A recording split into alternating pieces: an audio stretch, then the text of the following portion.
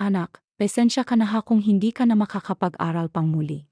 Paano kasi, kulang ang kinikita ni nanay sa paglalabada, malungkot na sabi ng ina ni Rosel. Huwag ho kayong mag-alala, Nay. Okay lang po. Mamamasukan na lang po ako bilang yaya. Sabi kasi ni Aling Mari ay nangangailangan daw ng yaya ang kapatid ng amo niya sa Maynila. Para tulong din po ako sa gastusin dito sa bahay at sa pag-aral ng mga kapatid ko. Sagot ni Rosel sa ina niya. Sigurado ka na ba diyan? Ang layo ng Maynila, anak. Hindi kita mababantayan doon, nag-alalang sabi ng ina ni Rosel. Nay, okay lang po ako. Huwag na po kayong mag-alala sa akin. At saka, malaki daw po kasi ang sahod doon, kaya kung makakapagpadala na po ako, gusto ko po huminto na kayo sa paglalabada. Dito na lang po kayo sa bahay. Oh, Saje, kung yan ang gusto mo. Basta mag-ingat ka doon ha. Mamimiss ka namin ang mga kapatid mo, malungkot na sabi ng ina ni Rosel. Mamimiss ko rin po kayo, Nay. Niyakap muna ni Rosel ang ina niya bago siya pumasok sa kwarto niya para makapagkap. Huwag mong kalimutan na tumawag sa amin. Nayak na sabi ng kapatid ni Rosel. Mag-ingat ka doon, Et. Opo, Nay. Saka tatawag po ako palagi sa inyo. Nagyakapan muna sila bago sumakay si Rosel sa sasakyan na sumundo sa kanila. Tinitingnan na lang ni Rosel ang ina at mga kapatid sa bintana ng sinasakyan niyang van. Kumaway-kaway siya sa mga ito hanggang sa nakalayo na sila. Aling Mari, mabait po ba yung magiging amo ko? Tanong ni Rosel kay Aling Mari. Naman. Yung anak lang daw niya ang masungit. Saka marami na ang naging yaya ng batang yon, pero wala pang isang linggo'y umaalis na ang mga ito sa mansyon ng mga Alarcon. Kaya ikaw, kung kaya mong tiyagaan yung bata, abay mabuti, para may padala ka sa nanay mo pagka nakasahod ka na. Saka itong number ko ha, tawagan mo ako kung anong kalagayan mo doon ha. Saji po, tugon ni Rosel. Okay, matulog ka na muna at malayo bang biyahe natin. Gigisingin na lang kita kung andun na tayo. Tumango lang si Rosel at sinunod ang sinabi ng matanda. Naalimpungatan si Rosel nang gisingin siya ng matanda. Rosel, gising na. Nandito na tayo. Agad na napabangon si Rosel at kaagad na inayos ang sarili at sumunod kay Aling Mari na bumaba na ng sasakyan. Napatingala si Rosel sa malaking bahay na nasa harapan niya.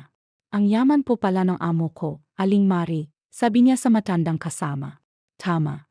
Rosel, talagang mayaman sila kaya halika na. Sumunod ka na sa akin. Sumunod si Rosel kay Aling Mari habang naglilikot pa rin ang mga mata niya. Pagdating sa loob ay sinalubong kaagad sila ng isang kasing tanda din ni Aling Mari. Oh, andito na pala kayo, Mari. Tina. Ito nga pala si Rosel. Rosel, ito si Tina. Siya ang makakasama mo rito. Hello po, Betty na Rosel. Manang Tina na lang, iha. Ang ganda mo namang bata. Sana'y magtagal ka rito ha. Naikwenta na ba ni Mari sa'yo? Tanong ni Tina kay Rosel. Ah, opo. Nasabi na po niya sa akin. Ah, mabuti naman. Oh, Sajina, halina kayo at makakain na tayo. Mari, sumabay ka na sa amin. Tamang-tama, gutom na rin ako, nakangiting sabi ni Mari. Matapos silang kumain ay tinuro na ni Tina kay Rosel kung saan ang magiging kwarto niya. Pagpasok pa lang niya ay namangha na siya sa laki ng kwartong yon. Mas malaki pa ito kumpara sa bahay nila sa probinsya. Matapos iayos ang mga damit niya sa kabinet ay naligo na siya. Binilisan niya ang naging kilos niya dahil tutulong pa siya kay Aling Tinang magluto. Dumating sa bahay ang mag-ama. Katulad ng deti, hatid sundo ni Andres ang anak niya. Dumiretso na sa kwarto niya si Alon. Sa murang edad nito ay marunong na itong maglinis ng katawan. Ayaw kasi nito na may ibang humahawak sa kanya. Ayaw nitong hinahawakan ng kahit kanino maliban sa ama niya. Kasalukuyang naglilinis si Rosel sa kusina nang biglang dumating si Alon sa kusina. Who are you? May ding tanong nito kay Rosel na hindi agad nakasagot. Kaya mas lalong nairita si Alon. I said who are you, woman? Are you deaf? Malakas ang boses nito kaya dahan-dahan na humarap si Rosel sa bata. Napakurap-kurap pa siya nang masilayan ang mukha nito. Napakagwapo kasi nito kahit bata pa'y alam niyang sobrang gwapo ito pag lumaki na. Tinalima ni Alon si Rosel ng tingin kaya napaiwas ito ng tingin sa kanya. Hey man! Why are you shouting? Tanong kaagad ni Andres nang makalapit siya sa anak niya. Dad, who is she? Turo ni Alon kay Rosel. Ah, siya si Rosel. Rosel, meet my son, Alon. Siya ang babantayan mo, mahinahon na sabi ni Andres. New yaya again, Dad. I told you, ayokong mayaya. And you, turo ni Alon kay Rosel, prepare yourself dahil sisiguraduhin kong katulad ka ng iba, hindi ka rin magtatagal dito. May diin na sabi ni Alon saka ito nag-walkout. Napabuntong hininga na lang si Andres. Pagpesensyahan mo na si Alon. Sana magtagal ka pa rito, mahinahon nitong sabi. Sana nga po sir, kung kaya ko pa pong tiisin para sa kapatid ko, gagawin ko, bulong na sabi ni Rosel. Isang linggo na ang nakakalipas mula nang dumating si Rosel sa bahay ng mga Alarcon at hindi naging madali sa kanya ang bawat araw. Palagi kasi siyang sinusungitan ni Alon. Pero okay lang naman sa kanya dahil hindi naman ito nananakit.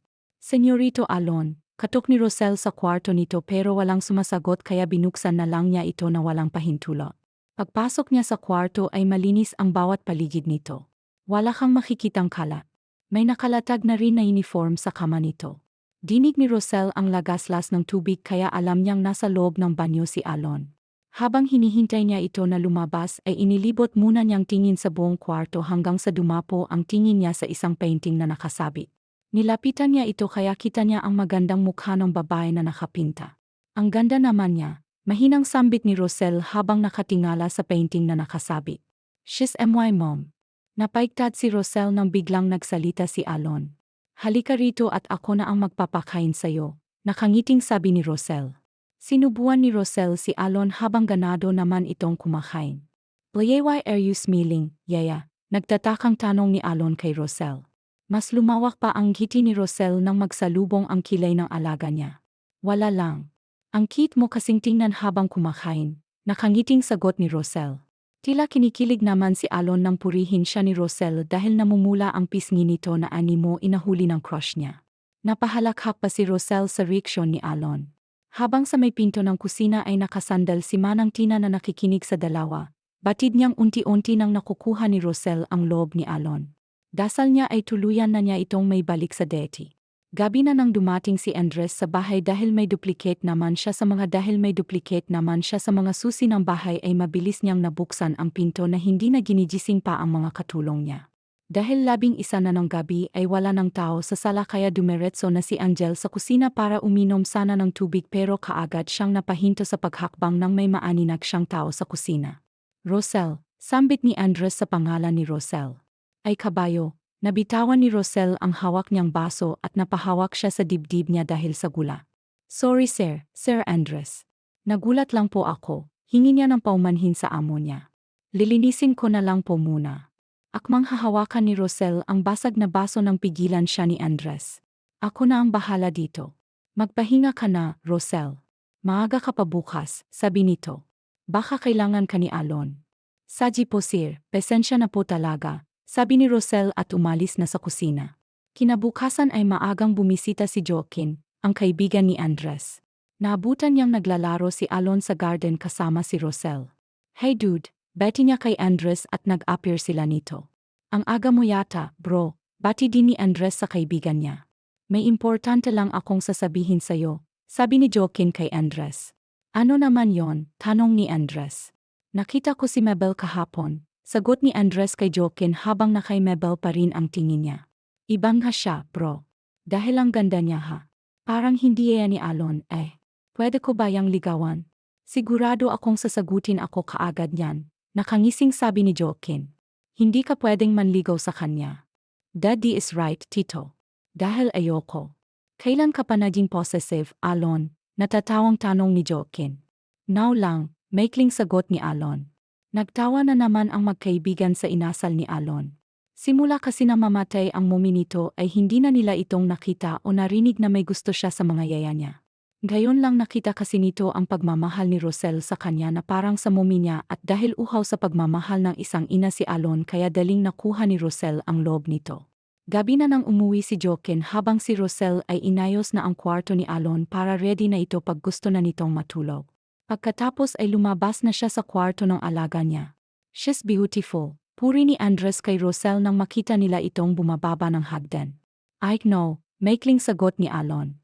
You like her as your yaya? Tanong ni Andres sa anak niya. No, I like her as my mom. Malaki ang ngiting sabi ni Alon. Napangiti na rin si Andres. Unang pagkakataon na nagustuhan ni Alon ang yaya niya at gusto niya pa itong maging mommy. Alam ni Andres na may kung ano sa puso niyang tumubo mula nang makita niya si Rosel pero hindi niya pinapahalata.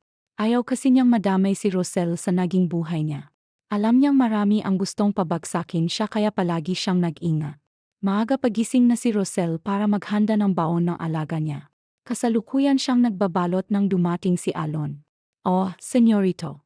Halika na para makakain ka na. Kanina ko pa hinanda ang pagkain mo," nakangiting sabi ni Rosel. "Yeah, starting today, don't call me senorito. Alon is enough for me," nakangiting sabi ni Alon. Napangiti si Rosel sa inasal ng alaga niya. Anong nangyari at bigla yata siyang kumitiran? Tanong ni Rosel sa isip niya. Matapos kumain ay hinatid na sila ni Andres sa school. "Take care, son." Tumango lang si Alon sa ama niya at bumaba na sila sa kotse nito dahil sa labas lang si Rosel mag-antay. Hindi niya alam kung anong nangyayari sa alaga niya sa loob ng bumaba si Alon ay namumula ang mata nito na ipinagtaka ni Rosel. "Alon, ba't namumula ang mata mo? Umiyak ka ba?" Kagad na tanong niya rito sa bata pero imbes na sagutin siya, yumakap lang ito sa kanya. "Ma'am, hikbi nito." Nagulat naman si Rosel sa tinawag nito sa kanya pero di na lang niya yun binigyan pa ng pansin. "May nangyari ba? Ba't ka umiyak, Lem?" Nilalambing ni Rosel si Alon dahil alam niyang kakalma ito pag nilalambing niya. "Umuwi na po tayo." Dahil sa sinabi nito ay hindi na nagtanong pa si Rosel kung ano ang nangyari rito. "Yeah, can I call you mommy?" Mahinang sabi ni Alon kay Rosel. "Kung diyan ka masaya, Saje. Pwede mo naman akong tawagin na mommy." Nakangiting sabi ni Rosel kaya napayakap na lang ang alaga sa kanya. Kinabukasan ay Sabado. Walang pasok ang alaga niya pero maaga pa rin siyang gumising para tumulong kay Manang Tina. Ito ang palaging routine niya pag-araw ng Sabado. Sa loob ng isang buwan ni Rosel sa mga alarkon, ay ngayon niya masasabing napakaswerte niya sa kanyang mga amo. Dahil walang pasok si Andres sa opisina ay naisipan niyang mamasyal kasama ang yaya ng anak niya. Gayon lang kasi siya may time na gumala. "Ang aga mo namang gumising, iha," bati ni Manang Tina kay Rosel. "Ah, opo Manang.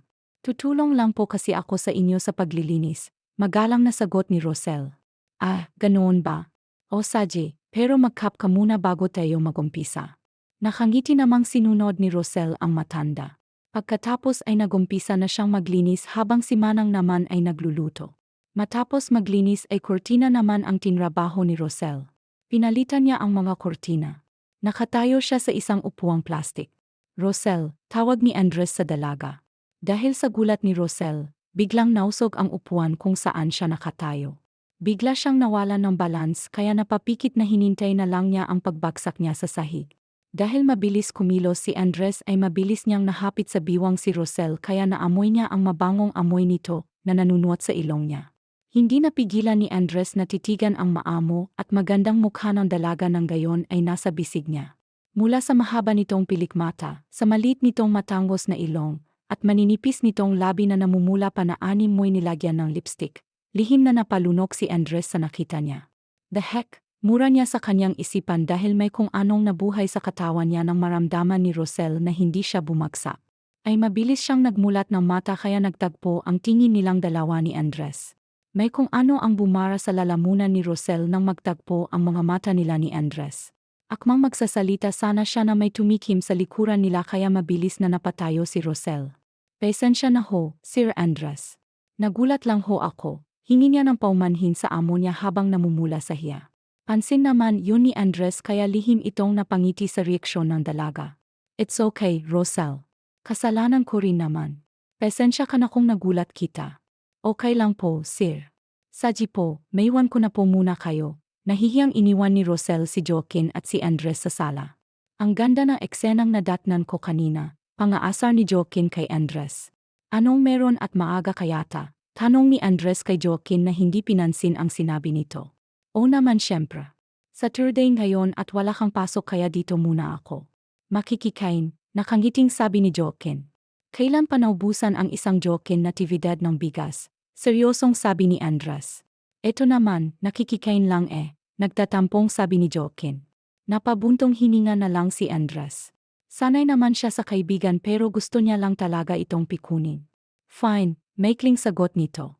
Masayang nagsama sa pagkain sina Joaquin, Alon, at Andres habang sina Tina at Rosel ay nasa gilid lang. Ayaw kasing sumabay ni Rosel sa kanila dahil nahihiya siya. Ma'am, sa Gina, sumabay na kayo sa amin, manang. Sa Gina, si Alon na ang nagyaya sa dalawa kaya napilitan ang mga ito na umupo. Malaki na ang improvement ni Alon. Marunong na kasi itong gumalang hindi katulad deti ng tanging ginagalang niya lang ay si Manang Tina lang at si Andres. Bago ko makalimutan, gusto kong gumala tayo ngayon. Kasama ka, Rosel. Bibili tayo ng mga gamit mo. Naku, Sir Andres, huwag na po. May isushoot pa naman po ako. Saka kulang po ang sahod ko na ibabayad dyan sa mga sinasabi niyong mga gamit. Nakangiting ani ni Rosel. And who told you na pagbabayarin kita, Lem? Nakangiting ani ni Andres. Basta sasama ka sa amin mamaya, and that's final. Final na sabi ni Andres kaya walang nagawa si Rosel kundi ang sumama na lang. Sa sala naghihintay sina Joaquin, Andres at Alon kay Rosel. Pagbaba pa lang ni Rosel sa hagdan ay tulala na ang tatlo sa nakita nila. Ang ganda kasi ng ayos ni Rosel. Nakasuot kasi ito ng simpleng dress na hanggang tuhod lang niya na talaga namang bumagay sa dalaga kaya napawo si Joaquin, lalo na si Andres. Very beautiful. Naisa tinig na sabi ni Andres kaya nabaling sa kanya ang tingin ni Joaquin at Alon. You like her? Sabay na tanong ni Joaquin at Alon kay Andres. Hindi pa man nakakasagot si Andres ay nakalapit na sa kanila si Rosel. Wow, ma'am, you're so pretty ever, nakangiting sabi ni Alon. Napaubo naman si Joaquin sa sinabi ni Alon. Bigla namang nag-init ang pisngi ni Rosel sa papuri na alaga niya sa kanya. Grab ka talaga, Alon. Ang bata mo pa, mahilig ka na sa maganda. Pwede naman sigurong pagbigyan mo muna ang daddy mo kasi tingnan mo, ayaw na mawala ang tingin niya kay Rosel, bulong ni Joaquin sa bata. Natatawa namang tumingin si Alon sa daddy niya. Dad, I know naman po na maganda si mommy, pero kung pwede umalis na tayo kasi baka matunaw pa yung isa sa kakatitig mo sa kanya. Bulong din ni Alon kay Andres kaya napabalik sa huwisyo si Andres. I'm so sorry. O sa Gina, umalis na tayo, tila nahihiyang sabi ni Andres. Nakangisi na lumabas ng bahay si Joaquin habang nailing si Rosel. Naman ay nag-init ang pisngi nang mahuli niyang nakatitig si Andres sa kanya. Pasakay na sila sa kotse nang magsalita si Alon. Ma'am, are you sick? Tanong ni Alon kay Rosel nang mapansin nito ang pamumula ng pisngi ni Rosel. Dahil maputi ito ay kitang-kita ang pamumula nito. Hindi naman. Wala to. Huwag mo lang akong pansinin. Sa Gina, sakay ka na para makaalis na tayo, nahihiyang sabi ni Rosel. Kinikilig naman si Joaquin sa dalawa. Kitang-kita niya kasi kung paano titigan ni Andres si Rosel kaya nahihiya ito dahil nahuli siya ni Andres na nakatitig din ito. Habang nasa biyahe, nakasandal sa dibdib ni Rosel ang ulo ni Alon. Palihim naman na sinusulyapan ni Andres ang dalawa sa bakse. Sa mga nagdaang araw ay unti-unti nang lumalalim ang nararamdaman ni Andres para kay Rosel at hindi niya alam kung hanggang kailan niya ito kayang pigilan. Nakarating na sila sa mall pero si Rosel pa rin ang nasa isip ni Andres. Nang pitikin ni Joaquin ang noo niya ay saka pa lang ito nakabalik sa wisyo. Masamang tingin ang ipinukol ni Andres kay Joaquin pero tinawanan lang siya nito. Kanina pa kasi ako tawag ng tawag sa'yo. Nakababa na sina Alon at Rosel pero ikaw, para kang nananaginip ng gising. Halika nang ka, kanina pa sila nauna sa loob eh. Kaagad na bumaba si Andres sa sasakyan at sumunod kina Rosel at Alon sa loob ng mall. Oy, hintay. Ang bilis mo namang maglakad. Reklamo ni Joaquin pero parang walang naririnig si Andres. Diretso lang siyang naglalakad papasok sa loob at inilibot niyang tingin kung saan banda ang hinahanap niya. Daddy, kumakaway-kaway si Alon sa ama niya kaya mabilis siya nitong nakita. Oh my gosh, Jill. Di ba ang sikat na businessman yata yon? Si Andres Alarcon. Gosh, ang gwapo niya talaga sa personal. Bulungan ng mga babae na nakakakilala kay Andres pero hindi sila pinansin ni Andres sa halip ay dinaanan lang niya ang mga ito at dumiretso sa kinaroroonan nila Rosel. Ang tagal mo naman, Dad, reklamo ni Alon sa ama. I'm so sorry, yun na lang ang nasabi ni Andres. Let's go, nakangiting aya ni Andres. Naglakad sila sa mall na parang isang pamilya. Nakagitna kasi si Alon at hinahawakan ni Andres at Rosel ang bawat kamay ni Alon. Nakabuntot naman si Joaquin sa kanila na masayang nakatingin sa tatlo na para bang totoong pamilya. Mula kasi nang mamatay si Sandra, hindi na umapak pa ng mall si Andres kaya nagulat talaga si Joaquin sa malaking pagbabago nito at ni Alon. Inilibot muna ni Andres si Alon at Rosel sa buong mall bago sila kumain. Pagkatapos ay saka sila namili ng mga gamit ni Rosel.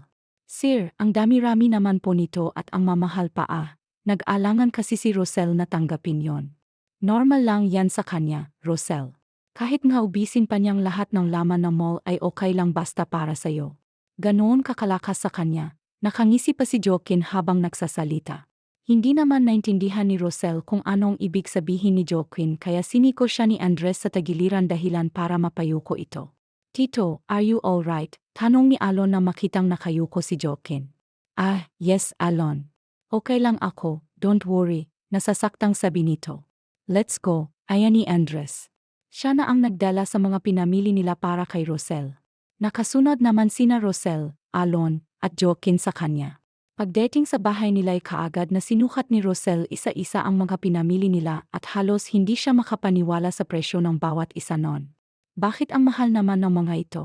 Kahit 0 taon pa akong magtrabaho ay hindi ako makakabayad nito Bulong niya sa kanyang sarili. Iba talaga pag mayaman, lahat kayang bilhin. Hindi kagaya kong mahirap na halos hindi na makabili ng bago. Pero hindi naman ako nagsisisi na mahirap lang kami. At least masaya kami sa naging buhay namin, bulong ni Rosel sa isip niya. Gabi na pero hindi pa rin makatulog si Rosel. Naisip niya kasi ang ina't kapatid niya. Dahil maliwanag naman ang buwan ay naisipan ni Rosel na lumabas sa bahay at pumunta sa may puno kung saan ay meron doong duyan. Tulad ni Rosel ay hindi rin makatulog si Andres. Nagpagulong-gulong ito sa malaki niyang kama. Bumabalik-balik kasi sa isipan niya ang mukha ni Rosel. Para siyang bumabalik sa pagka-teenager dahil sa inasta niya pero parang ganoon nang nga ang saktong describe sa kanya. Nakaupo habang nakatingin sa maliwanag na buwan, nakita niya si Rosel. Ang ganda niya, bulong niya. Maganda nga siya. Biglang sumulpot si Andres sa likuran ni Rosel kaya napaigtad ito sa gulat. Lumabas din pala ito ng bahay. I'm sorry kung nagulat kita, hinging paumanhin ni Andres sa dalaga. Okay lang, sir. Nahihiya si Rosel sa naging reaksyon niya. Pwedeng makishare sa'yo sa duyan. Naman sir. Saj po. Malaki naman po yung duyan Nang makaupo si Andres ay dahan-dahan siyang gumalaw para gumalaw din ang duyan. Magandang buwan no? Pero mas maganda ka pa sa buwan. Dahil sa sinabi ni Andres ay nabaling sa kanyang tingin ni Rosel. Sir, I'm sorry pero hindi ko na talaga kayang pigilan ang sarili ko. Alam kong maalangan ka pero gusto ko lang sabihin sa iyo na mahal kita, Rosel. Walang alinlangang pag-amin ni Andres kaya hindi nakagalaw si Rosel sa kinaupuan niya. Sir Andres kasi. Stop calling me sir. Andres na lang, sapat na sa akin yon. Hinawakan ni Andres ang kamay ni Rosel na nanginginig. Huwag kang matakot sa akin. Alam kong masyadong mabilis ang mga pangyayari pero totoong nararamdaman ko sa'yo, Rosel. At kapag hindi ka pa handa ay handa akong maghintay kung kailan mo ako tatanggapin. 10 oras na ng gabi ay medyo malamig na sa labas.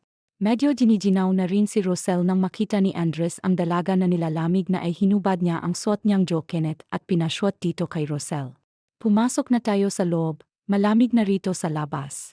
Nauna nang tumayo si Andres. Sumunod na rin naman si Rosel. Sabay na ang dalawa na pumasok sa loob.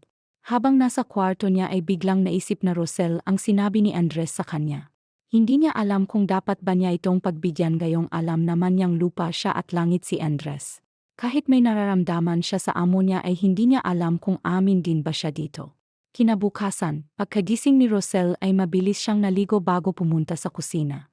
Pagdating niya roon ay natulala si Rosel sa nakita. Meron kasing isang book ng red roses ang nakapatong sa misa. I hope you like it. From Andres. Biglang nag-init ang pisngi ni Rosel. Aminin man niya o hindi ay kinikilig siya sa pa-flowers ni Andres sa kanya.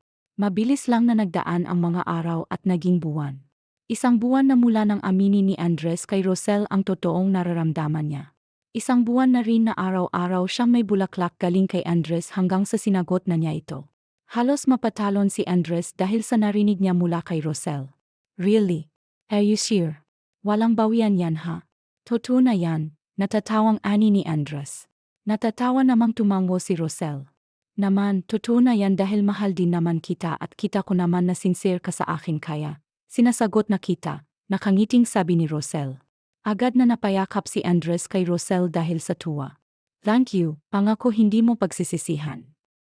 Sinagot mo ako saya mo yata ngayon Puna ni Joaquin kay Andres na madatnan niya ito sa opisina niya na nakangiti. Agad na nag-iba ang ekspresyon ng mukha ni Andres kaya napaismid si Joaquin na nakatingin dito. Bilis talaga magbago ng mood nito. Biro ni Joaquin na hindi naman pinansin ni Andres. Alam mo bang nandito na si Emily sa Pilipinas? And so, alam mong manganganib ang buhay ni Rosel pag nalaman niya na may relasyon kayo, paalala ni Joaquin kay Andres. I know at gagawin ko ang lahat na maprotektahan lang siya. Kampanteng ani ni Andres. Manang, alis na po ako. Paalam ni Rosel kay Manang Tina. Hindi kasi siya sumabay sa alaga niya kanina para ipagluto ito ng snacks niya. Mabilis na pumara ng taxi si Rosel papuntang eskwelahan. Pagdating niya roon ay hindi pa lumalabas ang mga estudyante, kaya pumasok na lang siya para doon na lang hintayin ang alaga niya sa labas ng classroom nito. Oh, ay Arcon, akala ko ba papupuntahin mo ditong mommy mo? Bakit malapit na lang mag-uwian? Wala pa rin siya. Nagsisinungaling ka lang yata na may mommy ka eh. Kasi sabi ni mommy, wala naman daw asawang daddy mo. Kawawa ka naman. Wala ka nang kaibigan, wala ka pang ina. Panunukso kay Alon ng mga kakles niya. Lihim naman na napakuyom ang mga kamao ni Alon. Pagdating sa room ni Alon ay hindi pa lumalabas ang mga ito kaya nakahinga na maluwag si Rosel. Alam niyo bang kawawa yung naging classmate ng anak ko? Mayaman nga siya pero wala namang nagbabantay sa kanya. Dito, wala kasing ina. Gwapo pa naman yung bata. Kawawa lang dahil walang nanay yun. Kagad ang nabungara ni Rosel pagtapat niya sa room ni Alon. Batid niyang si Alon ang pinag-usapan ng mga ito. Oh, ayun na pala yung bata na sinasabi ko. Turo ng isang babae kay Alon kaya mabilis na tinawag ni Rosel ang alaga niya. Baby Alon, nakayuko si Alon na lumabas sa pinto ng room. Pero nang may tumawag sa kanya na pamilyar ang boses ay mabilis na nag-angat siya ng tingin. Ma'am. Mabilis na sinalubong ni Rosel si Alon na tumatakbo. Nakatanaw na lang ang mga magulang na kanina'y nag-usap tungkol kay Alon. How was your class? Sorry kung ngayon lang ako Nagluluto pa kasi ako ng snacks mo Nakangiting sabi ni Rosel. Matapos yakapin si Alon ay niyaya na niya itong umalis. Pinakain niya muna ito bago sila sumakay ng taxi papunta sa opisina ni Andres. Gusto kasi nilang bisitahin si Andres. Pagdating nila sa Alarcon Company ay hinarang sila ng gwardiya sa pinto. Hindi sila pinapapasok dahil wala silang appointment sa C kaya biglang nagibang mood si Alon. Pasensya na ho, ma'am. Bawal po talagang pumasok ang walang appointment kay Sir. Baka masisante pa po ako pag pinapasok ko kayo. Pigil sa kanila ng gwardiya. Manong, baka po mas lalo kang masisante pag di mo pinapasok ang anak ng sinyo. Mahinahon na sabi ni Rosel. Biglang namutla ang guard sa sinabi ni Rosel. Sorry po sir. Pasensya na po kayo. Sadji po, pwede na po kayong pumasok. Masamang tingin ang ipinukol ni Alon sa gwardiya bago siya nagpatangay sa mommy niya papasok sa loob. Dahil iyon ang unang punta ni Rosel at Alon sa opisina ni Andres ay hinarang kaagad sila ng sekretary nito. Hindi ho kayo pwedeng pumasok, harang sa kanila ng sekretary ni Andres. And who are you, woman? Matalim ang tingin ni Alon sa babae at alam ni Rosel na nagpipigil na lang ito. I said, who are you to stop me to going in my daddy's office? Pasigaw na sabi ni Alon. Alon, don't shout to her. She's older than you, puna ni Rosel kay Alon. Bahagya naman na kumalma si Alon. I'm so sorry, miss. Ako na ang humihingi ng pasensya sa'yo. Di pa man nakakasagot ang babae nang bumukas ang pinto at lumabas doon si Andres. Song, what are you doing here? Nakangiting tanong ni Andres nang makita niya ang dalawa. Dad, this Andres doon na tayo sa opisina mo mag-usap. Putol ni Rosel sa sasabihin ni Alon. Okay, let's go. Sabay na naglakad papasok ang tatlo sa loob habang ang sekretary ni Andres ay nakahinga ng maluwag. Akala niya ay katapusan na niya sa trabaho. Sa opisina ay masaya ang tatlo na nag-usap. Dahil wala namang masyadong trabaho si Angel kaya niyaya na lang niyang dalawa na umuwi na lang kaya sabay na lumabas ang tatlo sa opisina ni Andres. Bulungan ng mga empleyado kaagad ang bumungad sa kanila paglabas ng opisina pero dahil wala sa mood si Andres na punahin ang mga ito ay hinayaan na lang niya ang mga ito sa sinasabi nila basta hindi lang siya makarinig ng masama galing sa mga ito. Sa hindi kalayuan sa kumpanya ay nakatanaw ang isang babae sa tatlong tao na nag-usap. Lihim na napakuyom ang kamao niyang makitang close na close kay Andres at Alon ang yaya nito. May araw ka rin sa akin, bulong ng babae sa sarili niya. Mabilis lang nakarating sina Andres sa bahay nila dahil maaga pa ay nagpasya ang mga ito na gumawa ng cookies. Nagtulungan si Alon at Andres pati na si Rosel. Larawan ng isang masayang pamilya ang nakikita sa kanila. Kinagabihan ay tumawag si Rosel sa ina niya. Nay, kamusta na po kayo? Kasalukuyang kausap ni Rosel ang ina niya sa cellphone. Okay lang kami dito, anak. Salamat sa pinadala mo sa amin ha. Nakakaraos na kami ng mga kapatid mo. Ikaw, kamusta ka na diyan? Hindi ka ba nahihirapan diyan? Naku, hindi po nay. Ang bait po ng mga amo ko, lalo na po yung alaga ko, nakangiting sabi ni Rosel. Mabuti naman anak kung ganon, at least hindi na ako mag-alala sa iyo kung okay ka lang ba diyan. Huwag ka na pong mag-alala sa akin nay. Dahil hindi na naituloy pa ni Rosel ang sasabihin niya nang yakapin siya bigla ni Andres at isiniksik sa lig niya ang mukha nito. Dahil sa ginawa ni Andres ay muntik na mapaungol si Rosel. Anak, okay ka lang ba diyan? Tanong ng nanay niya nang hindi na makapagsalita pa si Rosel. Nay, tinawag po ako ng amo ko. Tatawag po ulit ako mamaya sa'yo. Okay anak, mag-ingat ka diyan. Pinatay na ng ina niya ang tawag kasabay nun ay kumawala ang ungol niya. Dahil mahal naman niya si Andres ay walang alinlangan na binigay niya rito ang pinakaingat-ingatan niya. Walang pagsisisi na nararamdaman si Rosel dahil alam niyang mahal din siya ni Andres. Marami pang mga araw na nagdaan. Palaging pinararamdam ni Andres kay Rosel kung gaano niya ito kamahal. Masayang-masaya naman si Alon sa naging relasyon ng daddy niya kay Rosel dahil gusto naman talaga niya itong maging pangalawang mommy. Baby, are you okay? Tanong kaagad ni Andres na madatnan niya si Rosel na nakahiga lang sa kama nila. Nagsasama na kasi sila sa isang kwarto. Lumapit ka muna sa akin. Lumapit naman kaagad si Andres kay Rosel. Sinil siya nito kaagad ng halik. Hindi naman kaagad nakagalaw si Andres sa ginawa ni Rosel. Matapos siya nitong halikan ay pinahiga siya ni Rosel sa kama at isiniksik nito sa dibdib ni Andres ang mukha niya. Ang bango mo, bulong ni Rosel. Natatawa namang pinagmasdan ni Andres ang katabi. Kung ito palagi ang madadatnan ko ay maaga na ako palaging uwi galing sa trabaho. Natatawang sabi ni Andres. Kalaunan ay hindi na namalayan ni Andres na nakatulog na ito. Inayos niya muna ito ng higa saka siya bumangon para tingnan ang anak niya kung nakauwi na ba ito. Sa bahay ng mga Fuentes ay nagpaplano na si Emily kung paano mawala sa landas niya ang babae sa buhay ni Andres. Kasama niya sa plano ang pinsan nitong may malaking galit kay Andres. Hindi siya papayag na may ibang magmamay-ari kay Andres dahil para sa kanya lang si Andres. Baby, may business trip ako sa Hong Kong bukas. 3 araw ako roon. Mag-ingat kayo rito ni Alon ha. Okay lang kami ni Mommy dito dad sa kaparaang masolo ko na rin si Mommy. Palagi na lang ikaw ang nasa tabi niya kaya pagkakataon ko na makasama sa pagtulog si Maam, nakangiting sabi ni Alon. Nagtawa na naman sinsinamanan ng Tina at Mona na bagong yaya ni Alon habang nailing naman si Andres na nakatingin kay Rosel na nakangiti sa kanya. Kinabukasan ay umalis na si Andres habang si Rosel ay walang ibang ginawa kundi ang matulog maghapon. Masama kasi talaga ang pakiramdam niya, halos ayaw niya ring kainin ang inihanda na pagkain sa kanya. Araw na ng pag-uwi ni Andres habang si Rosel ay nagpa siyang lalabas ng bahay. May mga tauhan kasi na nakabantay sa kanila habang wala si Andres. Manong Oscar, pwede po bang lumabas muna tayo kahit saglit lang? Paalam niya sa driver ni Andres. Naku, Maam, mahigpit pong pinagbili ni Sir na huwag kayong palabasin ng bahay. Tugon ng driver sa kanya. Manong, diyan lang naman po tayo sa may botika. May bibilhin lang po ako. Saglit lang naman po tayo. Saji na Manong. Napabuntong hininga na lang ang matanda. Saji po Maam, pero saglit lang po tayo Maam. Pag nalaman to ni Sir siguradong magagalit yun. Mabilis na sumakay ng coach si Rosel. May gusto lang kasi siyang malaman. Pagdating sa pharmacy ay mabilis na bumili si Rosel ng kailangan niya. Pagkatapos ay nakigamit siya ng CR. Nakapikit si Rosel habang nanginginig ang kamay niya, pagbukas ang mga mata niya ay may 2 linya kaagad ang bumungat sa kanya. Positive. Nangingilid ang mga luha niya dahil sa saya. Mabilis na ibinalik niya sa lalagyan nito ang pregnancy test at ibinalik na niya ito sa bag saka siya bumalik sa sasakyan kung saan naghihintay sa kanya si Manong Oscar. Hindi pa naman siya nakakapasok sa kotse na may nakatutok ng baril sa ulo niya. Sumama ka na matiwasay sa amin para hindi ka na masaktan pa, mahinang sabi sa kanya ng isang armadong lalaki. Sandali. Huwag niyo ho siyang sasaktan, takot na ani ni Manong Oscar.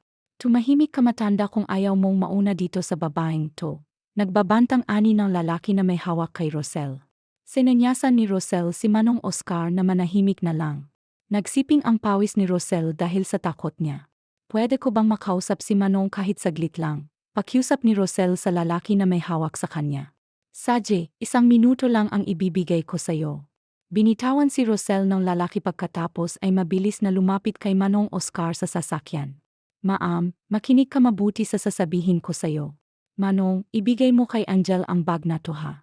Siguraduhin mong makakarating sa kanya yan. Mabilis na bumalik si Rosel sa taong nagtutok sa kanya ng baril. Pinasakay na siya nito sa itim na kotse habang si Manong Oscar ay nanlalamig pa rin sa takot. Pagdating ni Andres sa bahay ay si Rosel agad ang hinanap niya pero nakailang tawag na siya'y walang sumasagot. Pinuntahan na rin niya ito sa kwarto ni Alon pero wala ito doon hanggang sa dumating si Manong Oscar at sinabi sa kanya ang nangyari. Manong, hindi ba't biniling ko sa'yo na huwag kayong lumabas habang wala ako? Batid sa boses ni Andres ang galit. Pasensya ka na sir, saglit lang po kasi kami ni Maam Do may binili lang si Maam, pasakay na siya sa kotse and may sumulpot na mga lalaki at kinuha si Maam, tanging itong bag lang niya ang binili niyang ibigay ko raw sa'yo. Napasuntok na lang si Andres sa peder dahil sa galit. Mabilis siyang tumawag sa mga pulis para hanapin si Rosel. Si Alon naman ay panay ang iyak nang malaman ang nangyari kay Rosel. Sa isang abandonadong warehouse dinala si Rosel na mga dumukot sa kanya, kaagad na itinali siya habang nakaupo sa isang upuan. Nagising si Rosel nang buhusan siya ng tubig ng mga kumidnap sa kanya. Mabuti naman at gising na ang prinsesa, tumatawang sabi ni Emily. Sino ka? Anong kailangan mo sa akin? Tanong na sabi ni Rosel. Hello there Rosel, ikaw ang kailangan ko, gusto kong mawala ka sa landas ko dahil akin lang si Andres. Mabilis na dumapo ang kamay ni Emily sa magkabilang pisngi ni Rosel kaya dumugo ang gilid ng labi niya dahil sa lakas ng sampal nito. Hindi ko alam kung anong kasalanan ko sa'yo. Please pakawalan mo na ako, maawa ka sa akin, nagdadalang tao ako, please maawa ka sa anak ko please. Umiyak na sabi ni Rosel. Mas lalo naman na nagalit si Emily dahil sa narinig niya mag-asawang sampal, kaagad ang dumapo sa mukha ni Rosel. Galit na galit si Emily kaya di na niya napigilan pa ang sarili niya para saktan si Rebel. Andres, iligtas mo kami please, maawa ka sa ng anak mo. Umiyak na bulong ni Rosel sa sarili niya. Emily, baka mapatay mo yan, hawala akong kinalaman dyan pag napatay mo yan. Naghugas kamay na si James ang pinsan ni Andres na may galit sa kanya. Papatayin ko naman talaga yan James, don't worry, hindi naman ako nasisiraan para edamay ka of course. Labas ka na sa pagkamatay ng buwisit na babaeng, galit na sabi ni Emily. 1 linggo nang hinahanap nila Andres si Rosel, 1 linggo na rin na pinahihirapan ito ni Emily. Patay na ba yan? Tanong ni Emily sa mga tauhan niya. Patay na ho Maam, sagot ng isa niyang tauhan. Okay, itapon niya na ang katawan niyang sa lugar na walang makakakita sa kanya, utos niya sa mga tauhan niya. Saj po Maam. Nakangiting pinagmasdan ni Emily ang katawan ni Rosel na isinakay ng mga tauhan niya sa sasakyan. Mawawala ka na rin sa landas ko Rosel at makukuha ko na ulit si Andres. Nakangiting tinanaw niya ang sasakyan na umalis kung saan naroroon si Rosel. Sa isang malayong barangay ay natagpuan ang mag-asawang Carding at Atasha, ang katawan ni Rosel galing sa pangangahoy ang dalawa nang makita nilang may sasakyan na huminto at may inihulog, kaagad na nilapitan nila at tiningnan kung ano yung iniwan ng sasakyan. Nakaalis lang, Diyos ko Carding, tingnan mo, hindi ba tao yan? Mabilis na nilapitan nila ito at tiningnan kung buhay pa ito. Buhay pa to Tasha, bilisan mo, sigaw ni Carding sa asawa. Pinagtulungan nila na madala sa ospital ang babae. 1 linggo ang nagdaan bago nagising ang babae na dinala nila Tasha sa ospital. Inilibot ng babae ang tingin niya sa lugar kung saan siya naroroon. Tanging matanda lang na babae ang nakikita niya at puting kisem na ang mapansin ni Tasha. Nagising nang ang babae ay kaagad niya itong nilapitan at kinamusta. Gising ka na pala iha, kamusta ka na, may masakit pa ba sa'yo? Anong pangalan mo? Sunod-sunod na tanong na matanda. Umiling-iling lang ang babae dahil hindi daw nito alam ang pangalan niya. Saktong pumasok ang doktor na nakaon sa babae. Malaking himala talaga ang nangyari sa iyo miss, dahil munti ka na mawala ng buhay ay kumakapit pa rin ang anak mo at hindi lang isa kundi 2 pinagbubuntis mo. Nakangiting sabi ng doktor, buntis ako. Yun lang ang lumalabas sa bibig ng babae. Kung wala kang maalala pwede ka naman munang sa amin muna tumira iha, huwag kang mag-alala, alagaan ka namin at ituturo na tunay naming anak. Simulang ngayon ako na muna ang nanay mo yan magpahinga ka muna para mabilis kang gumaling saka dahil hindi mo alam ang pangalan mo papangalanan na muna kita ng Maria mahinahon na sabi ni Tasha kay Maria tumango lang ang babae at natulog ulit matapos mag-usap ni Tasha at ng doktor ay lumabas na ito sa silid na kinaroroonan nila dumating na rin si Carding na kumuha ng gamit nila mabuti naman at nandito ka na Carding nagising na siya kanina at sa tingin ko ay nawala ang memorya niya dahil niya. Maalala ang sarili niyang pangalan mahinang sabi ni siya sa asawa sa atin na lang muna siya kupupin na lang muna natin siya tutal nasa Maynila naman si Jody para may kasama din tayo sa bahay natin at alam mo bang buntis si Maria at sabi ng doktor ay 2 bata ang nasa sinapupunan niya Carding may mga apo na tayo excited na ani ni Tasha sa asawa niya.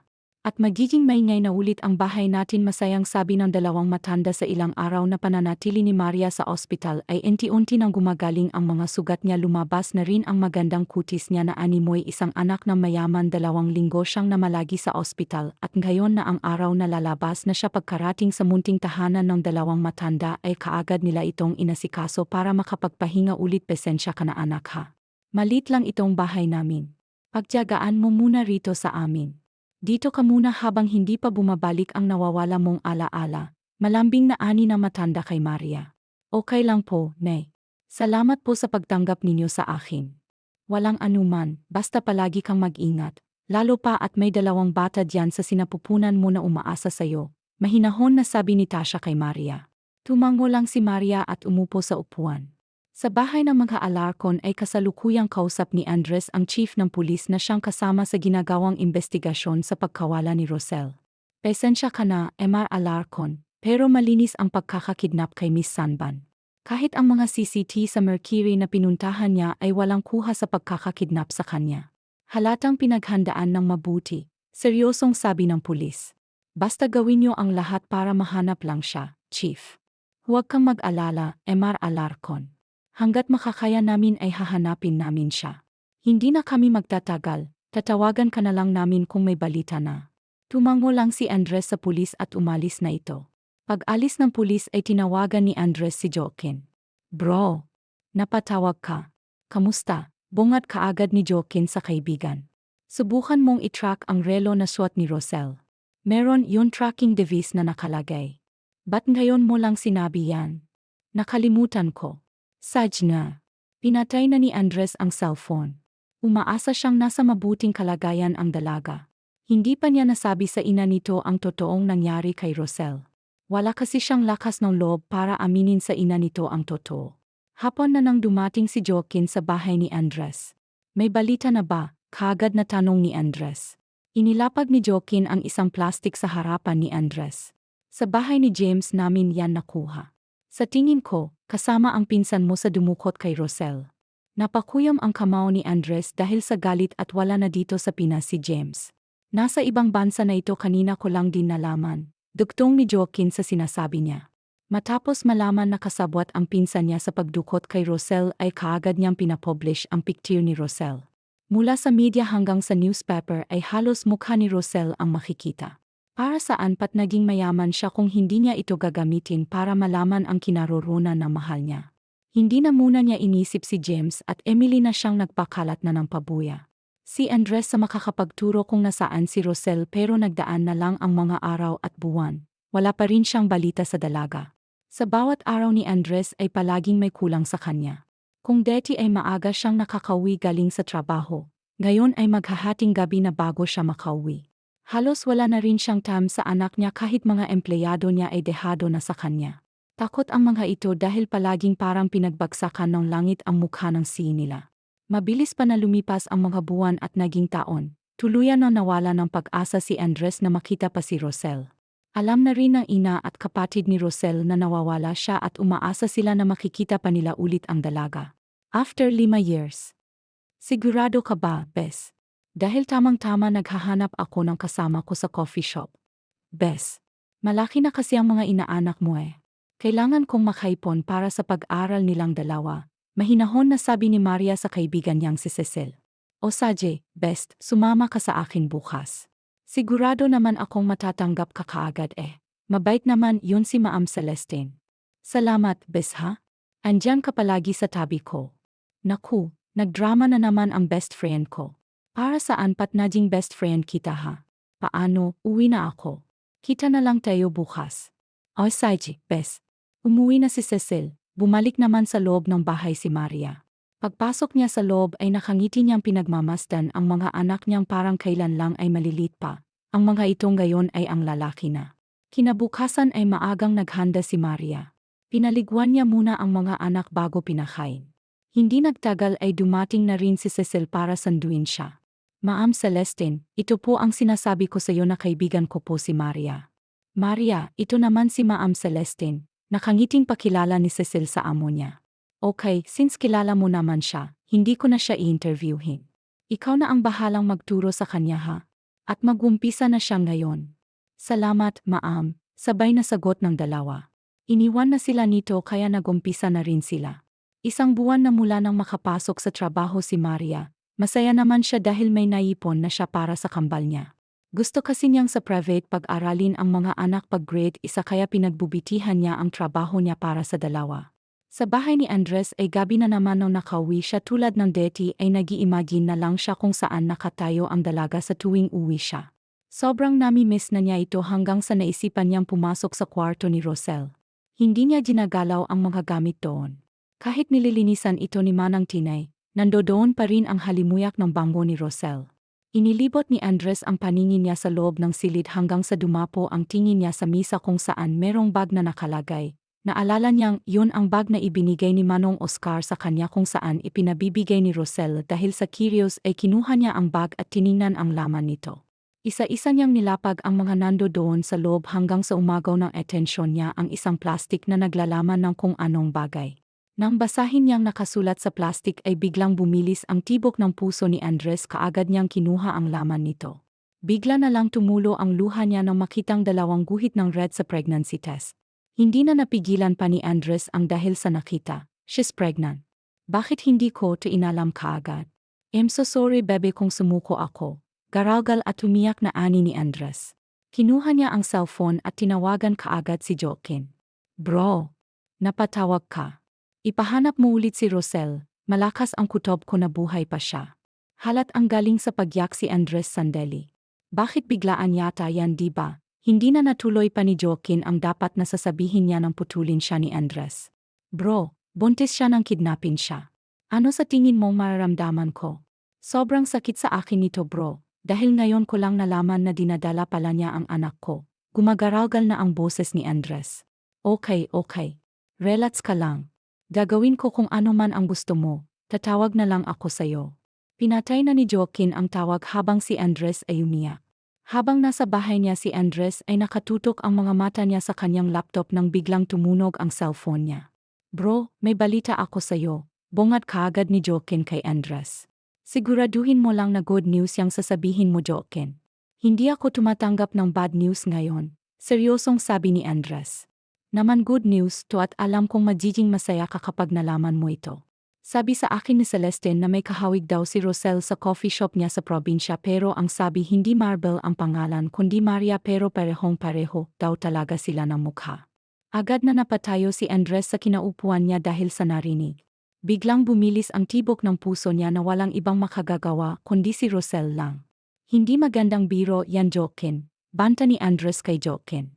Ilang ulit na kasi siya nitong biniro na nakita na niya si Rosel. Hindi ito biro, totoo talaga to. Ba't di mo subukang puntahan sa sasabihin kong lugar sa'yo? Mabilis na kinuha ni Angel ang susi ng sasakyan pati Joaquinette niya at lumabas ng bahay hindi pa siya nakakasakay sa kotse niya nang dumating si Alon kasama ang yaya nito. Gusto mong sumama sa akin? Tanong niya sa anak na kalalabas lang ng sasakyan. Where? Walang ganang sagot ni Alon. Nakatalikod na si Alon sa ama pero mabilis itong nakalingon kay Andres dahil sa narinig. In your mom? Of course, I'll go with you, mabilis na sabi nito. Mabilis na sumakay ng kotse si Alon at mabilis na nilisan nila ang bahay. Habang nasa biyahe ay walang nagsasalita sa kanila. Tahimik lang sila sa biyahe hanggang sa nakarating sila sa lugar na sinasabi ni Joaquin sa kanila. Out ka na best? Tanong ni Cecil kay Maria. Best, sigurado kasi akong naghihintay ng gayon si Zaira at Zerel sa akin. Alam mo naman yung mga inaanak mo, mga Mamas Boy at Mamas Jill, nakangiting ani ni Maria. Okay best, ahag mo na lang ako sa kanila ha? Be best. Umalis na si Cecil habang si Maria ay pumara na ng trifiko para makauwi na siya. Matapos magtanong nina Andres tungkol sa coffee shop na sinasabi ni Joaquin ay kaagad na nila itong tinungo. Parehong bumaba si Andres at Alon sa sasakyan at tinungo ang coffee shop na itinuro sa kanila. Magandang hapon, bati ni Andres sa isang babae. Yes sir, what can I do for you? Magalang na tanong ng babae. Magtatanong lang ako kung may Maria ba na nagtatrabaho dito. Seryosong tanong ni Andres. Yes sir. Actually kaka-out lang niya umuwi na siya. Bakit niyo ho siya hinahanap? Magnakakilala po ba kayo? Curious na tanong ng babae. I'm her husband. Dahil sa sinabi ni Andres ay napaubo si Cecil, yung asawa ni Maria, paninigurado ni Cecil. Alam mo ba kung saan siya nakatira? Pwede mo ba kaming samahan? Babayaran kita. Seryosong sabi ni Andres ay hindi na sir sasamahan ko na lang po kayo basta. Sure ka na asawa ka talaga ng best friend ko. Imbes na mag-over si Cecil ay hindi na natuloy dahil gusto niyang makibalita tungkol sa kaganapan ng buhay ni Maria. Sakay sa coach ni Andres ay tahimik nilang binaybay ang daan papunta kina Maria. Pagdating nila doon ay siya ring dating ni Maria na dumaan pa sa palengke para bumili ng lulutuin niyang ulam. Kaagad na bumaba si Cecil sa coach at tinawag si Maria. Best, tawag ni Cecil sa kaibigan. Oh Best, akala ko ba overtime kang gayon? Nakangiting tanong ni Maria. Kasi Best, may naghahanap sa'yo kaya sinamahan ko sila. Nagtataka naman na nakatingin si Maria kay Cecil. Sino? Takang tanong nito sa kaibigan sabay sila na lumingon sa kinaroroonan ng kotse ni Andres nang ituro ito ni Cecil. Mommy Rosel, sabay na sambit ni Andres at Alon. Natulala pa si Andres habang si Alon ay mabilis na lumabas ng kotse at tumakbo papunta sa kinaroroonan ni Maria. Mommy, kaagad na niyakap ni Alon si Maria habang hindi naman kaagad nakagalaw ang babae. Nagtataka siyang nakatingin kay Cecil. Nagtatanong ang mga tingin niya pero umiling lang si Cecil sa kanya. Mommy, I really miss you. Umiyak na sabi ni Alon. Hinagod naman ni Maria ang likod ni Alon tulad ng ginagawa niya right, ay kumalmaya ito kapag hinahagod niya ang likod ng alaga niya. Matapos kumalma ay dahan-dahan na tinanggal ni Maria ang pagkakayakap ni Alon sa kanya. Tinitigan niya ang gwapong mukha ng bata. Wala siyang maalala pero ang puso niya ay nagsasabing kilala niya ang mga ito. Sino ka ba? Bakit mo ako tinatawag na Mommy? Ma'am, don't tell me na kinalimutan mo na ako. Hindi mo ba ako naalala? Nayak na naman na sabi ni Alon. What happened to you? Why didn't recognize me? Umiyak na ng tuluyan si Alon. Dad, why she didn't recognize me? What happened to her? Son relats okay kahit si Andres ay nagtataka kung bakit hindi nakilala ni Rosel si Alon. Humarap si Andres kay Rosel at tinitigan niya ito na mabuti mula ulo hanggang paa. Ay kabisado ni Andres si Rosel at ang puso niya mismo ang nagdikta na ito ng si Rosel. Dahil sa gulat ay hindi na nakagalaw pa si Rosel nang yakapin siya ni Andres. Don't move please, bulong na pakiusap ni Andres kay Rosel. Hindi alam ni Rosel pero parang pamilyar sa kanya ang nararamdaman niya ngayon sa lalaking yumayakap sa kanya. Ang tagal kong hinintay ang araw na makita't mayakap ka ulit namin ni Alon. Garagal na ang boses ni Andres. Mama, sabay na tawag ng kambal kaya napabitaw bigla si Rosel sa yumayakap sa kanya at hinarap ang mga anak niya. Tuluyan ng tumulo ang luha ni Andres na mapagmasdan niya ang mukha ng dalawang bata na yumakap kay Rosel. Mama, sino po sila? Bakit po sila umiyak? Tukoy ni Zaira kay Andres at Alon. Babi ako ang daddy niyo at itong kuya Alon niyo. Si Andres na ang sumagot sa bata. Pangako kung hindi na kayo mahihiwalay pa sa amin ng kuya niyo kayo ng mommy niyo. Tila itinirik na kandila si Maria sa kinatatayuan niya. Hindi niya alam kung anong sasabihin niya. Hindi rin makapaniwala si Alon na may kapatid na siya dahil wala namang sinabi ang daddy niya sa kanya. Daddy po kita talaga po, may daddy na ako. Masayang sambit ni Zaira. Tumulo ang luha ni Angela nang makita niya kung gaano kaaya si Zaira. Pwede bang mahag ka ni daddy? Pakiusap ni Andres sa anak. Malaki ang ngiti na niyakap ni Zaira ang ama niya. Walang pagsidlan sa ang nararamdaman ni Andres sa mga oras na iyon. Daddy ka namin bakit ngayon ka lang namin nakilala kung ikaw palang daddy namin? Si Zeril na ang nagsalita dahil hindi na nakapagsalita pa si Rosel tulad ni Alon at Andres ay malamig rin makitungo si Zeril kaya hindi na magtataka si Andres kung saan ito nagmana. Pwede bang sa loob tayo ng bahay mag-usap? Ipapaliwanag ko sa inyo ang nangyari, pakiusap ni Andres kay Rosel. Walang nagawa ang babae na mauna na maglakad si Zaira at kasama nito si Alon sa loob ng bahay ay nagkaharap na sila peti na ang mga tumatayong magulang ni Rosel doon ay ikinuwento ni Andres ang lahat tahimik lang na nakikinig sina Cecil kay Andres habang hindi naman makapaniwala si Maria o Rosel o kung sino talaga siya matapos magkwento ni Andres ay saka pa ang nagsalita ang magulang ni Maria kung saan nila ito nakita at kung bakit ito nawalan ng alala batid ni Rosel na totoo ang sinasabi ni Andres sa kanila kahit nawala ang ala-ala alam naman ni Rosel sa puso niya na hindi na nagsisinungaling ang mga ito sa kanya. Nang mapatunayan na si Andres nga ang pamilya ni Maria o Rosella ay pumayag na ang matanda na kunin nito sina Maribel pero nakikiusap sila na sana'y dalawin sila nito paminsan-minsan dahil kahit hindi nila tunay na anak si Rosel itinuturing na nila itong tunay na anak pumayag naman si Andres sa gusto ng dalawang matanda 3 araw sila na namalagi doon saka sila tuluyan na umalis at umuwi ng Maynila. Wow, ito pong bahay natin, Daddy. Maanghang sabi ni Zara habang si Zel ay tahimik lang na nakikinig sa kambal na kanina pa nagsasalita. Yes, Baby, ito ang bahay natin dito kami nakatira ng mominyo at dito namin kayo binuo. Nakangiting sabi ni Andres dahil sa narinig ni Rosalela biglang nag-init ang pisngi niya. Tingnan mo si Mommy namumula na siya. Ang ibig sabihin ay tinakpan ni Rosella ang bibig ni Andres kaya natigil ito sa pagsasalita. Natataw namang hinalikan ni Andres ang kamay nito na nakatakip sa bibig niya. Baliw, bulong ni Rosel na dinig naman ni Andres kaya humagalpak ito ng tawa at niyaka ang babae mula sa likuran niya. Alam mo ba kung bakit mahal na mahal kita at kung bakit sa ilang taon na nawala ka ay hindi ako nagmahal pa ng iba? Dahil tanging ikaw lang may kakayahan na patawanin kami ni Alon at tama ang sinabi mo baliw na baliw ako sa'yo. Mas lalo namang namula si Rosel dahil sa sinabi sa kanya ni Andres masayang binuulit ni Andres ang pamilya niya kaagad niyang pinaasikaso sa abogado niya ang pag-transfer ng mga apelido ng anak niya sa apelido niya.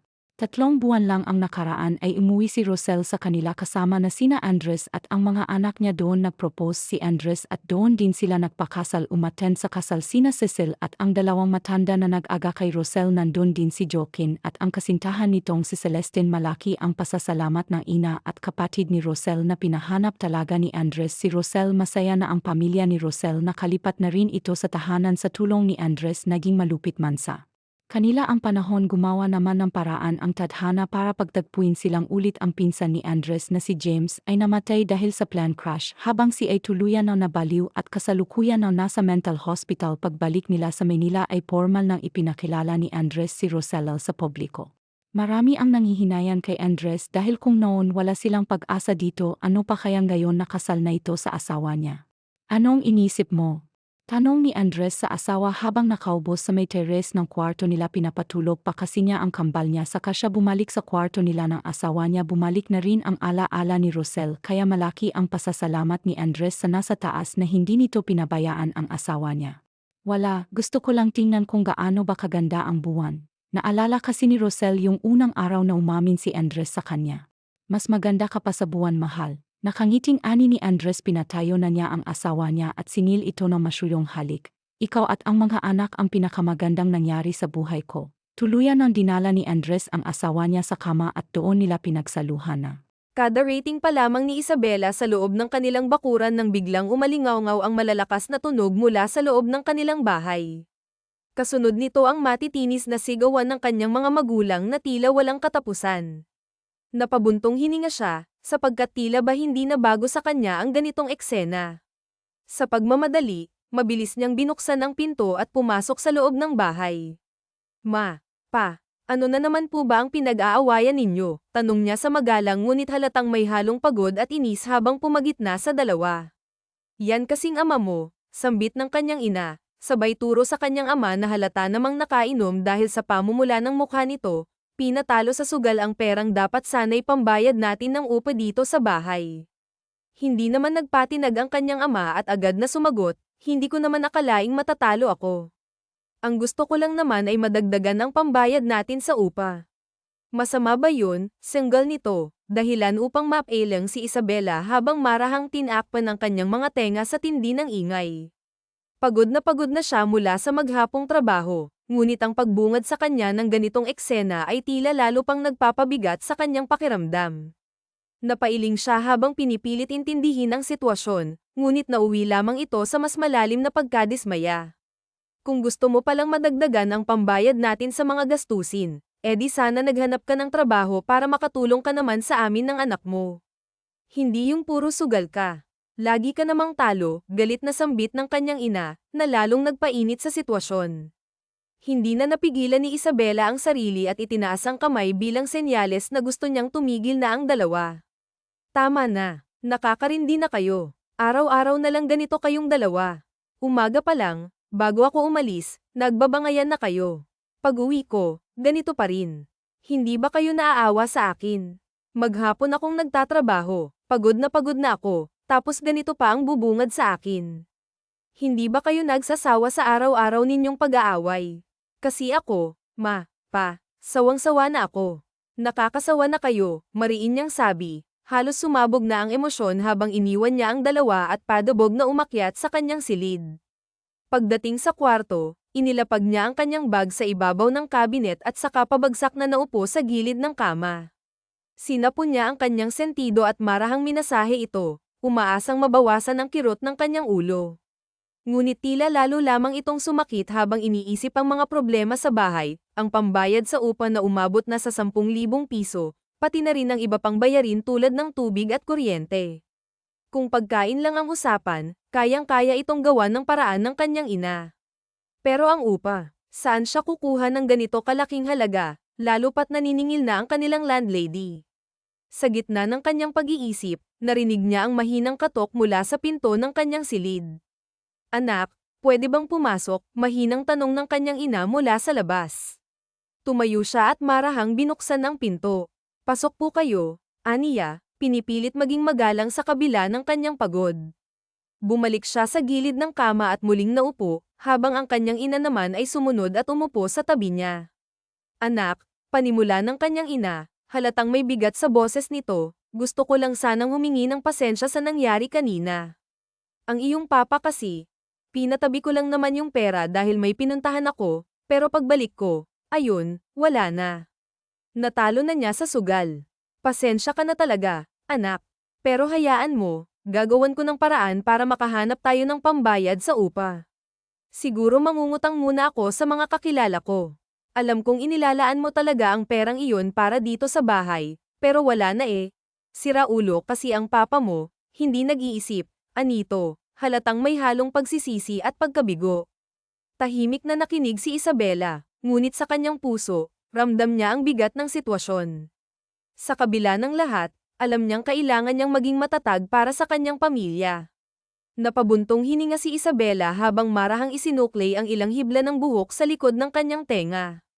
Sa kabila ng bigat ng sitwasyon, pilit niyang pinanatili ang kanyang kalma. Wala na ho tayong magagawa, Maria. Nangyari na po, kaya susubukan ko na lang hong mangutang sa mga katrabaho ko. Kahit nakakahiya, kailangan ko pong gawin para lang may pambayad tayo dito sa bahay, malumanay niyang sabi sa ina, bagamat ramdam niya ang kawalang kasiguraduhan kung may magpapahiram nga ba sa kanya ng pera. Napabuntong hininga rin ang kanyang ina at malungkot na tumango.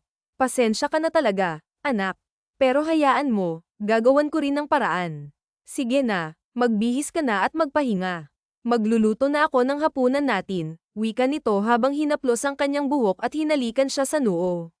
Bahagya siyang ngumiti bilang tugon, kahit na mabigat pa rin ang kanyang pakiramdam. Sige ho, ma, sagot niya, pilit na pinapakita ang kanyang pagpapahalaga sa pagmamalasakit ng ina. Ngumiti rin ang kanyang ina at, matapos kumaway, marahang lumabas ng kanyang silid. Naiwan siyang mag-isa sa kwarto, kaya tumayo siya at lumapit sa kanyang aparador upang kumuha ng malinis na damit. Pumasok siya sa banyo, naglinis ng katawan, at nagbihis.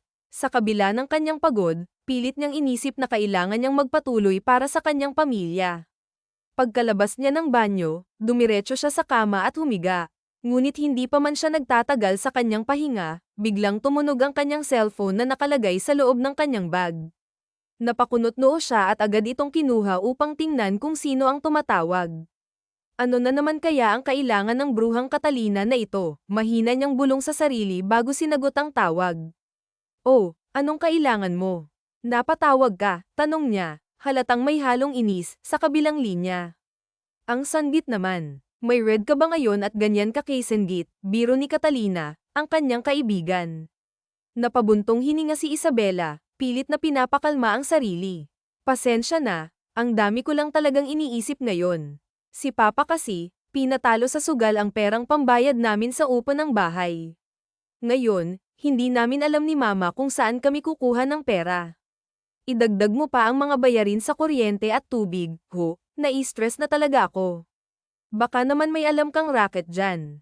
Kahit ano pa yan basta matino, isama mo naman ako.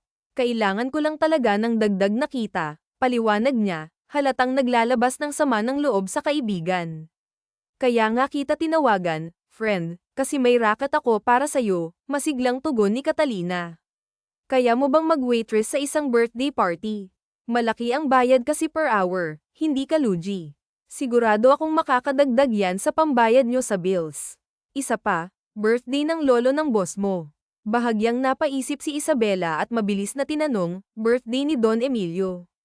Sinubukan niyang alalahanin kung nabanggit ba sa kanila ng kanilang boss ang tungkol sa party, ngunit tila nawala na ito sa kanyang isip dahil sa dami ng kanyang iniintindi. Oo, ngayong gabi na yun. Kaya maghanda ka na at pumunta ka rito sa bahay bago mag-8 para sabay na tayong pumunta roon.